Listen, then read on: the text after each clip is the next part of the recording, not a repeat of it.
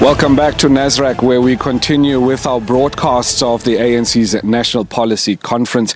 I'm now joined by author Sindiso Mfenyana, who's written a book that will be launching today. The book is called Walking with Giants. Mr. Mfenyana has the distinct honor, very historical honor, of having been the very first black South African to become a Secretary to Parliament in 1994.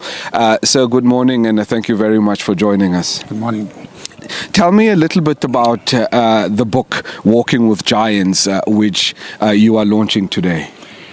The book is really a story of my life, but since my life has always been linked to the African National Congress, it's a way of showing how things happen within the ANC. I needed to write the book because in exile, which I spent 30 years in, from 1962, we were the ones who received the young people from 1976 who were encouraged to come outside and get a chance to complete their education and also to contribute towards the liberation struggle. When we met with them, we realized that the education which we had was very different from what they were having. Slight example, we arranged for them to be put in classes in the continent. African continent was willing to receive any of our students without certification, without any documentation. But in 1977, the first time when they had their exams, it was practically all of them failed. And the reason was simple. Out of the 6 subjects they had to do, at least 3 of them were not recognized. The religious instruction, mother tongue, home economics, all those, they didn't count.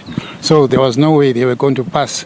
Then we decided, let's build our own school as the ANC in Morogoro, Tanzania, and take our kids first through our own school so that they reach matric, and by the time they go for further studies, they've got a good foundation. So your foundation, if I can start there, I just squeezing through the book, I saw that you spent some time in my hometown in the Eastern Cape of Cradock. And that was because I was staying in Newport. My father was a priest there, and he had been a teacher. And I failed dismally my standard 5. And he then said, there's a teacher not far away from here who has produced 6 first-class passes for standard 6. And I was then taken, and in 1952, I was under the hands of Mr. Mzamo, who was the principal at St. James College in Cradock. And to cut a long story short, I actually ended up topping the class and topping the circuit of Cradock at standard 6. And by the time I went for further education, I had a solid foundation. Well, we were happy that you could come to Cradock, and we played such an integral part in your history. But also then you also mentioned in the book that you were the very first black African to become Secretary to Parliament. Firstly, what was that like? Well, first of all, it was a sense of fulfillment that I could be considered to take up such a position after the negotiations and so forth. We had fortunately, a preliminary training, those who had been outside in exile in different areas. And I was happy to select Parliament. Sorry, sir, not to cut you short. Unfortunately, we're running out of time. But just very briefly, what do you make of Parliament today and what you see coming out of there? It's slightly, to understate it, it's slightly different from the way I left it in 2004. But I suppose we have gone through so many phases as the ANC, and we've overcome a lot of obstacles. I am confident that we will find a way to improve on what is going on.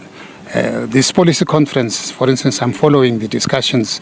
To me, it gives hope that we are actually beginning to tackle the issues which we have to deal with in order to restore Parliament to its pristine dignity. All right. So thank you very much for joining us. We really do appreciate it. That was Sindiso Mfenyana, who just this afternoon will launch his book, Walking with Giants.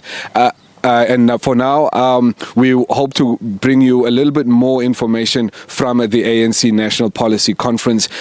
Today is going to be filled with many, many briefings as the Commission start reporting back on their discussions and their debates. Let's now go to an ad break, and then after that, we hope to bring you the news.